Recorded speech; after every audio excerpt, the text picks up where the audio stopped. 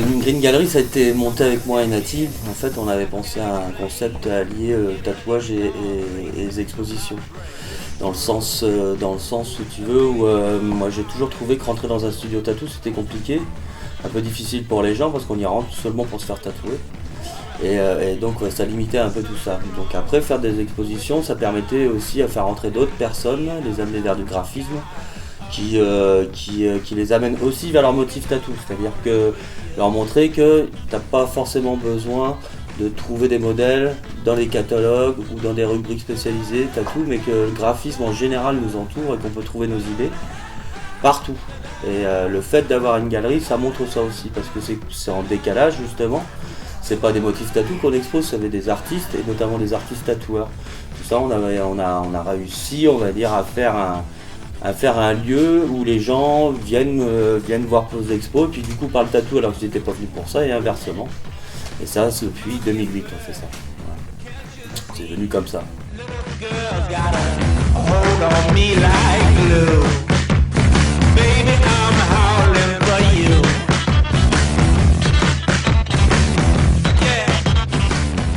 J'ai commencé le tatouage en venant me faire tatouer dans ce magasin.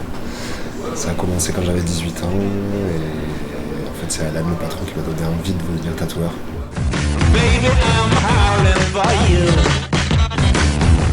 Je fais beaucoup de géométrique. Alors, le style géométrique, c'est beaucoup de lignes, tracer des formes, de la répétition en fait. Ce qui me plaît dans le tatouage, c'est tatouer. Tout et n'importe quoi, mais tatouer. La machine, le bruit. Ils viennent chercher l'image du tatoueur, le style graphique d'un tatoueur, mais sur de la pièce qui va être assez importante pour pouvoir développer justement ce graphisme sur un petit lettrage. Il ne va pas venir par rapport à un style graphique qui est proposé dans notre salon. Sur sur une pièce qui va se comporter comme un bras, une jambe, là on va pouvoir développer quelque chose par rapport à notre style. Moi le géométrique, personnellement, je ne peux pas le développer sur un poignet.